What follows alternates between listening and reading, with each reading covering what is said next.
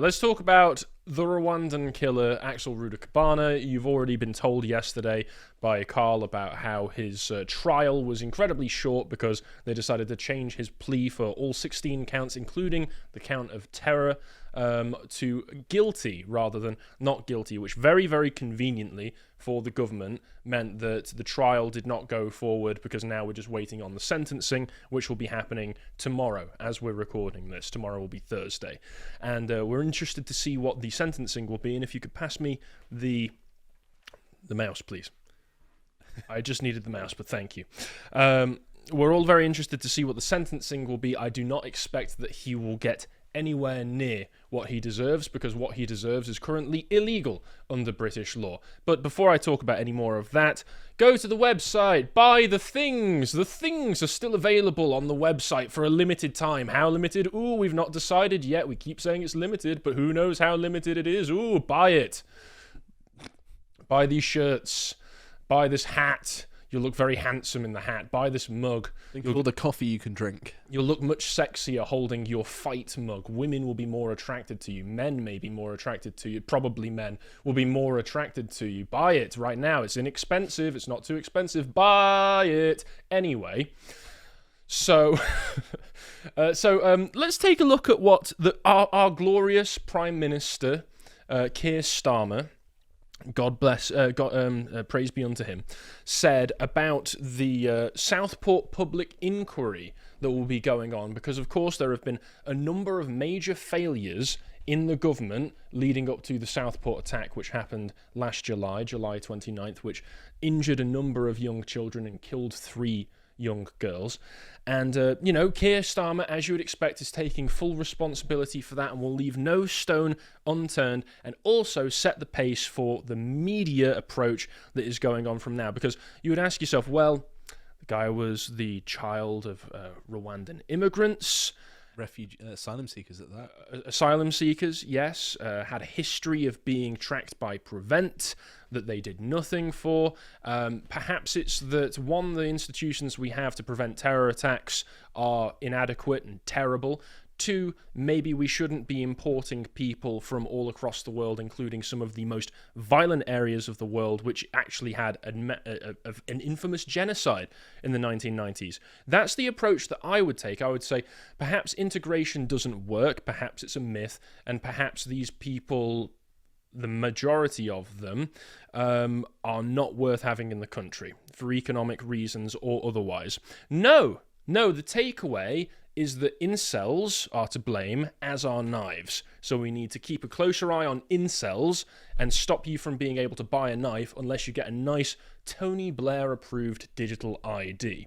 So what was it he said in here? He pointed out that he's got the inquiry launched by the Home Secretary, and he says that it was a complete failure that leaps off of the page. For example, the perpetrator was referred to the Prevent program on 3 separate occasions, in 2019 once and in 2021 twice, because Axel Rudakabana had previously gone into his secondary school with if I remember correctly, a hockey bat and hockey stick, yeah. A hockey the stick. The names of people written on it. With the names of people written on it, and broke somebody's wrist, or was it their arm? Either way, he'd already assaulted somebody, and he was known to the authorities. He was being, he had social services that had to go with police attendants to his home whenever they were seeing him, and he was known to be obsessed with genocides across all of history, but particularly involving the Rwandan genocide. Tends to be a bit of a red flag, I've heard. Yeah, what a big shock. And Prevent looked at this, and they said that he did not meet the threshold for intervention, despite the fact he'd already been showing that he was interested in terror-related incidents and violence, and was happy to commit violence against other young people. He then goes on to cover his own back, because, of course, one of the big things that happened after the Southport attack were the riots, because people were rightfully angry at the fact that this happened in the first place, and then the government was stonewalling them. And Keir Starmer himself said to the British people that why he did this did not matter. Why you're angry does not matter. That's what he said. He just shut people down. But no, he's got a cover. He's got a cover for himself, which is such an abusive thing to say. If you were in a marriage and you said to your marriage counsellor, That just like, I did this bad thing to you, or this bad thing happened to you. Not going to look at why it happened. They'd be like, hang on a minute, that's actually a really abusive thing to say. Yeah, but he said, if this trial had collapsed because I or anyone else had revealed crucial details while the police were investigating, while the case was being built, while we were awaiting a verdict, then the vile individual who committed these crimes would have walked away a free man. So a nice sneaky deflection there of all of the people who pointed out correctly that it was the government withholding information regarding the identity of the killer, regarding the motives, regarding all the other details, like the fact that they found ricin in the house he was living in. That was one of the major contributing factors to why the riots and why the protests happened in the first place. The government did not address any of that. People were allowed to speculate by themselves, and that led to mass panic and mass arrests of people who were just going out to protest and hadn't done anything wrong in a lot of cases, or said meanie bobo words to the police, which you can get arrested for in this country. He carries on. In the past, the predominant threat was highly organized groups with clear political intent, groups like Al-Qaeda.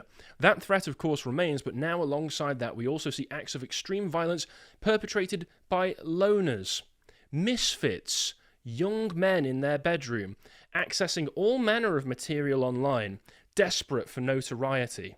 So it's not anything to do with his background or anything like that. It's just that he was a loner misfit incel. It's worth mentioning as well that some of the people that commit the most disproportionate number of murders are the black gangs in London, right? And it's not like they're misfit. Well, I'd argue. I mean, they are misfits, but they're not loners because they're in a gang. There's multiple of them. Well, yeah, but that would be noticing too hard, Josh, if you were to notice the disparate proportion of crime committed by... My goodness, the government's own statistics. I know, that's illegal, Josh. And he carries on to say, and this is one of the most notorious things already been said in this statement, now, it may be that people like this are harder to spot. After he had already mentioned that Prevent had looked into him 3 separate times. And also, just a reminder as well, this is what he looked like. I wouldn't look at him and think, you know what, he's perfect for babysitting children. Yeah, he was very easy to spot, actually. But, of course, noticing patterns and spotting the things that would keep your own children safe is illegal under liberal democracy, so thank you very much for that. And then he carries on to say, and so if the law needs to change to recognise this new and dangerous threat, then we will change it, and quickly. And we will also review our entire counter-extremist system to make sure that we have what we need to defeat it. So what he's saying there is that we're going to have more laws to encroach on your liberties to make sure that we have a greater surveillance state that will keep an eye on you, the public, which will inevitably end up not actually saving any lives anyway. You are still going to be in danger.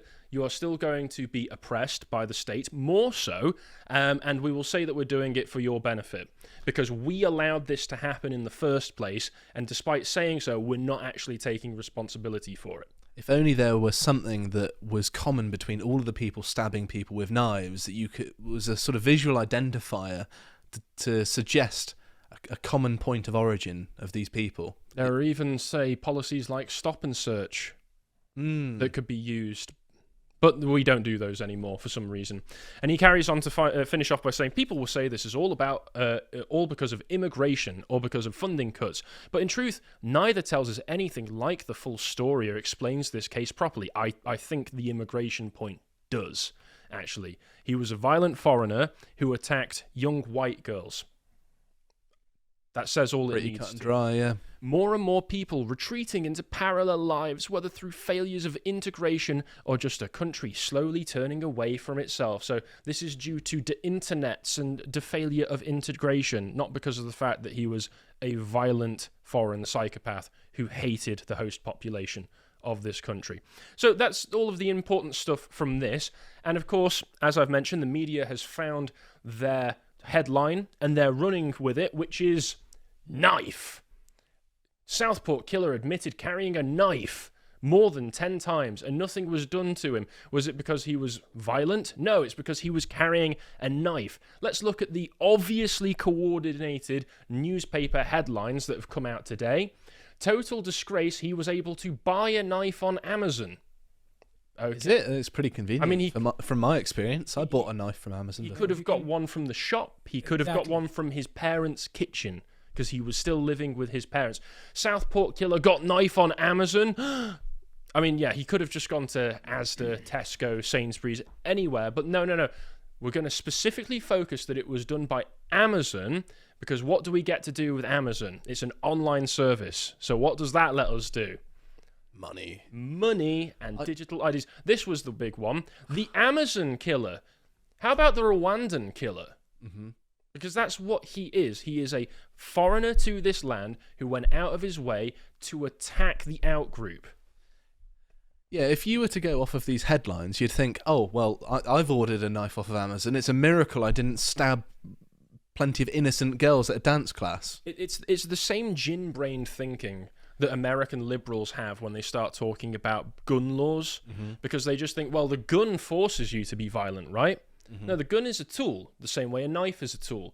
That tool is used in different ways by different people, and sadly, disproportionately, different populations use those tools to hurt people. It's like if you get a spread of all of the faces of American school shooters, the media would like to highlight you on the one or two where it's a young incel white kid, whereas the vast majority of them are young black kids in inner city schools. And that's what happened, but they don't want you to pay attention to that. But also there's a very abusive narratival structure here, because the government is trying to say, well, all of these crimes is your fault.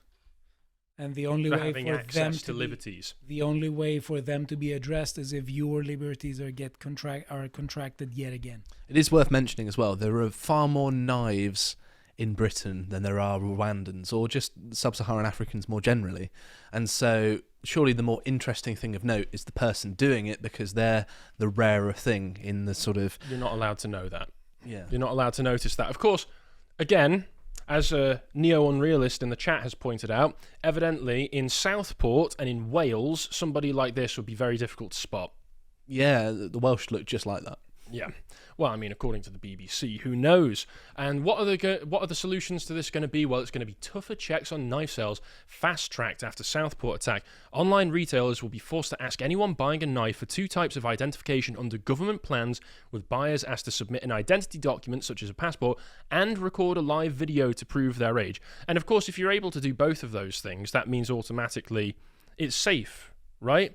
I mean, even by the government's own standards, what else do they want? A written note saying, I promise I won't murder anybody with this. How is any of that going to make a difference? Realistically, because it's not solving the problem at the root. It's implementing the government's digital ID policies, because that's what they want. Because guess what lines up with this just in time?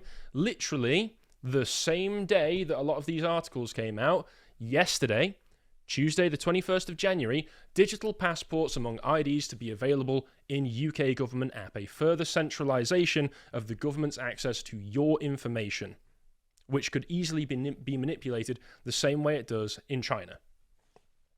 And this technology, it says in this, and it will be launched in June. They tried this out first, they wanted to trial this with COVID as well, with a lot of the COVID measures that were requiring digital apps to be able to access things. NHS app, wasn't there? Yeah, but this is a full slate of all of the government documents you would need on one app. It's being billed as being for convenience sake, and the technology, it says at the bottom of this article, has been developed specifically in the last 6 months since Labour took power, and will include security features that are built into modern smartphones, including facial recognition checks.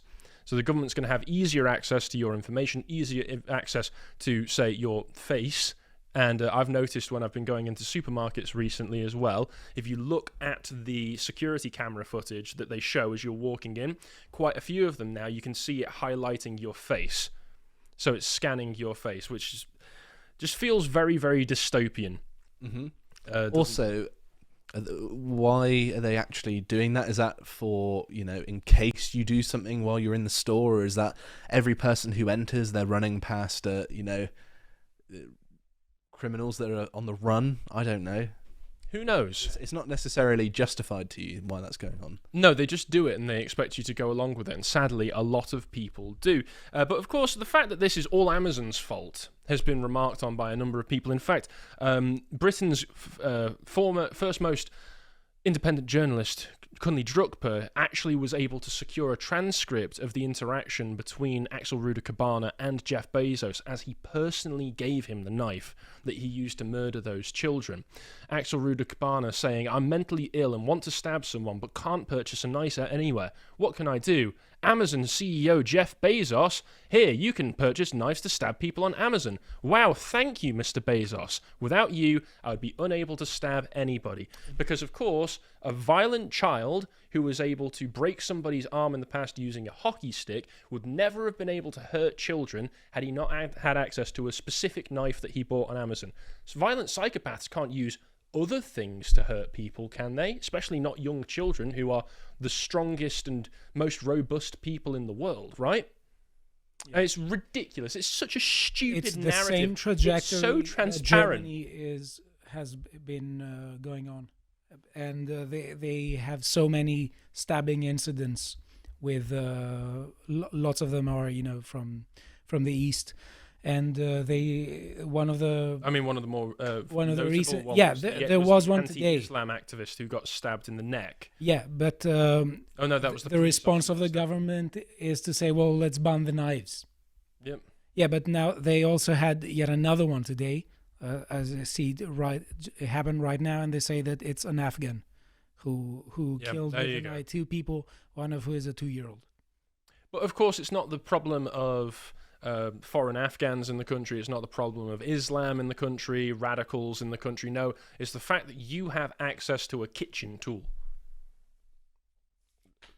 Well, this didn't happen when we didn't have Middle Easterners and Africans in our country. Oh, They're the only ones doing this thing, really. There's the odd homegrown person that does it, but not nearly to the same scale as is going on now. No, I mean, the Dunblane school massacre is the one that's always referenced when things like this come up, and because of the Dunblane school massacre, British people handed in all of their, the government forced them to hand in all of their handguns, which were still legal at the time, and I still think that was a massive overreach by the government. You can understand, in the wake of a tragedy like that, why people would be more willing to go along with it. This is just kitchen knives, and it's not even saying, well, kitchen knives are uniquely dangerous. No. Maven Politic has pointed out that there's going to be a great point in the market right now where you're going to need somebody to create something else to cut things in your kitchen. So maybe get on the inventor's chair right now, see what's going on. And then there's also, as I mentioned, the point of his sentencing tomorrow. And Charlie Peters pointed out that Axel Rudakabana will face automatic life sentence after pleading guilty to all charges, but he can't qualify for a whole life tariff because he's under 21. He'll have a minimum term set to his sentence after admitting guilt to the Southport murders. Steve Laws has what I think is going to be the sadly probable outcome to this. It is pessimistic and cynical, but set your expectations low, you'll never be disappointed, which is that he will be out in 15 years with a new life and identity. True. Yeah. Supposedly his family are already in hiding and probably being set up to have their identities changed because of their connection to this. But unlike somebody like John Venables, who even he was stupid enough to continually reveal himself to people after they switched him around the country, gave him new identities. I doubt that this will have the self-control to maintain a fake identity for very long at all. Especially what he's done. People are still after John Venables all these years later. People are going to be after him because the fury that this inspired will not go away. It will never go away. But of course, what actually the reason for all of this is that the government hates us and puts forward services that don't work. So Southport were really angry. People living in Southport are really angry that they already knew who this guy was, that he was dangerous. Supposedly, he was, as they mentioned, a loner. He was somebody that most people in the community didn't even know existed. But But the authorities did, and they point out in this Long Guardian article here, again, they already knew that he was obsessed with genocides. He would name every genocide in history and how many people were killed. Rwanda, Genghis Khan, Hitler. It's all he wanted to talk about. Where is it? One official said the teenager was under the supervision of social services and local authority workers would insist on a police officer being present at their meetings with him. Neighbours said that they saw police cars outside the family's smart semi-detached home in the village of Banks half a dozen times in the weeks before he attacked the Heart Space Centre 5 miles away. One former school friend described him simply as a ticking time bomb. There are also reports that the week before he did this attack, he was attempting to go to his former secondary school to carry out some kind of similar attack, but his father stopped the taxi driver from taking him. Also, there is some degree of culpability here when this detail came out of his parents, because if you know that he's going to do something like this and you stop him a week before he does this, what were they doing? Did they not call the police on him? You'd think that, hypothetically speaking, by the way, I'm not planning this, but if I were planning to kill multiple people and people in my family were aware of it, in British society, it would be normal to be like, well, I know your family, I know I used to care about you, but I don't agree with what you're going to do. I'm going to have to get the authorities involved. That's how it works in Britain. Clearly, he's not from a culture where that happens. No. And regarding his parents, there's a lot of interesting information that's being reported at the moment, and it's unclear how accurate most of it is, because there seems to be connections with his father Alphonse to the Rwandan Patriotic Army, which ended the genocide in 1994. His mother supposedly has some kind of connections to the RPF as well. Grandfather's family were from Kigali, the capital of Rwanda, but Rudakabana fled with his family to neighbouring Uganda before the genocide. His mother, it says here, where is it? Apologies. Obviously, both of them are Tutsi. Here it is. Apologies. Mother is said to have close links to the current Rwandan regime too. Several sources have claimed that she is related to the RPF's General Secretary, Welles Gazamagera, one of the regime's most powerful officials, though this remains unconfirmed. So supposedly he was in Uganda and then was privy to or helped the Rwandan Patriotic Army end the genocide in 1994, and then suddenly 8 years later finds himself an asylum seeker in South Wales. Strange, isn't it? That's a very strange Asylum series from what? of events. As far as I'm aware, the genocide was over, and that things were fine. And why would people who are supposedly so well connected to the current regime need this asylum? Yeah, you'd think that they of all people would be able to find a secure way to live, right? Yeah, the information that's being given, while it seems that most of it's being saying is reported to have been, so it doesn't seem completely set in stone. Most of it's very strange and unusual, but that shouldn't take away from the fact that, as far as I'm concerned, we shouldn't be giving people like this refuge in the first place. I don't think it benefits us as a country. I don't think it benefits our people. Evidently, when their children who are born here are said to be British Welsh choir boys and then go out and do this kind of thing anyway, when the institutions that are supposed to be protecting us already knew that he was a danger, already knew that he was a threat, and didn't do anything anyway. So this is not about knives. This is about everything that you expect it to be. Failure of the institutions and a complete failure of the asylum and immigration systems. I hope you appreciated that segment from the podcast The Lotus Eaters, and if you want to see what else we're up to, you can always go to our website and check out Connor's series, Tomlinson Talks, this one looking at the grooming gang cover-ups. And if you want to see all the other things that we're putting out, you can always follow us on Twitter. Thank you very much for watching, and goodbye.